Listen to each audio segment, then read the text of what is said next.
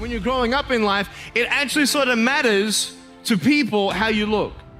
And then it matters to you because it matters to others. Why? Why does it matter how you look? Because if they don't like you, then who will? If they don't accept you, then who will? And the fear that we have is that we're going to be alone. There are some things in life that are out of your control that you can't change and you got to live with. The choice that we have, though, is either to give up or keep on going. I want to ask you, what are you going to believe? Are you going to believe in yourself? Are you going to believe everybody else's judgment on you? Are you going to believe people when they say that you're a failure and no one really likes you, no one really cares about you?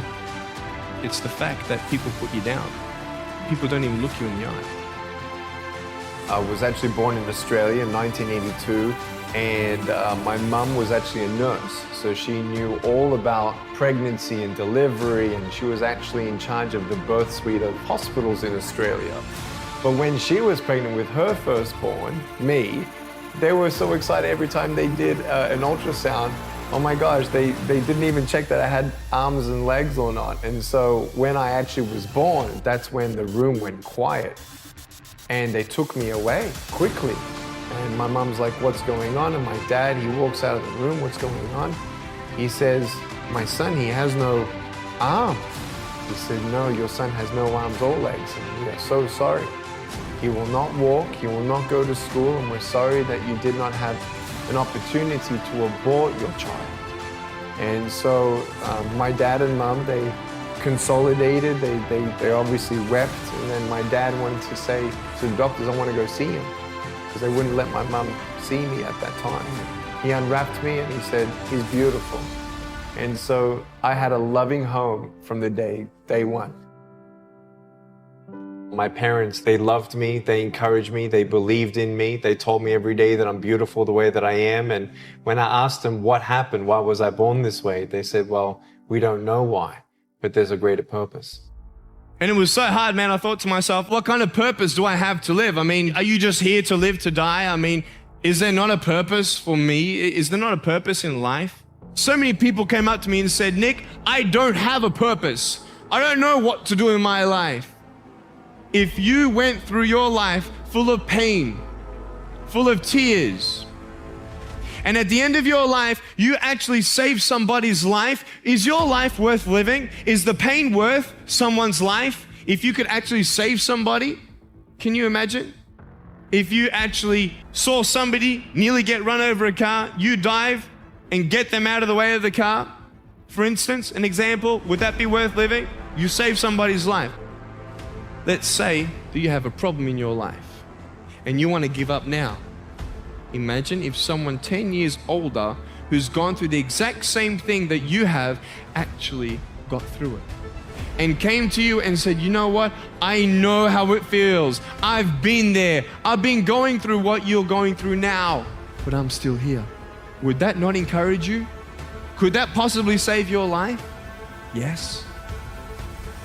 Is that not a purpose worth living for? And that's why I believe in you, because that is the greatest purpose. It's to love. I love people because there is freedom and power in loving people. You have a choice every day you come to school to either tease somebody, gossip about somebody, or you can go up to them and encourage them. You can go up to somebody and say, hey, you're looking good today. When you ask them how you doing and they say okay, and you know they're not okay, you can say, no, really, how are you doing? Someone only takes 2 or 3 seconds to tell you something negative, but then you need to understand, what am I going to do? Am I going to let that echo in my mind and start believing that echo? Or am I going to say, no, I'm not defined by how I look. I can't do this, but I can still do that. And so that's the battle in the mind that I feel like everyone goes through, whether you have arms and legs or not. Some of us are disabled with a crippling self-esteem. It's not about how weird or different or unique we are. It's about who we are on the inside. It's not about the skin. It's the uniqueness and different person I am and what I can offer. And when you judge someone by the cover and you don't open the book, you miss out on a good friendship. And so I was dealing with bullying, and bullying has always been around. You know, when you have a disease that has one door into the room, only so much of the disease can come into the room. Now with social media, there are 8 times more doors to come in, culturally more acceptable. Media makes that even more acceptable. It's just how it's always been. Bullying is rampant, and in America, I've been able to speak in front of 3 million teenagers, and we've actually done in front of 290 schools anonymous surveys, and I ask them sensitive questions. I get them to bow their head, close their eyes, put their hands in a fist if they say yes to my questions, and the questions include, have you thought of suicide, attempted suicide because of a broken home, or attempted suicide because of bullying at school? Wow. 40% of attempted suicide in America is because of bullying. Loneliness is common to all, and I really felt like I was a burden to my parents. I felt like I'd never get a job, never get married. I thought even if I got married, can't even hold my wife's hand. Even if I had kids, I can't even hold them when they're crying. Today, my sons, if they cry, they hold me. Today, I don't need to hold my wife's hand, I hold her heart. You don't need arms and legs for that.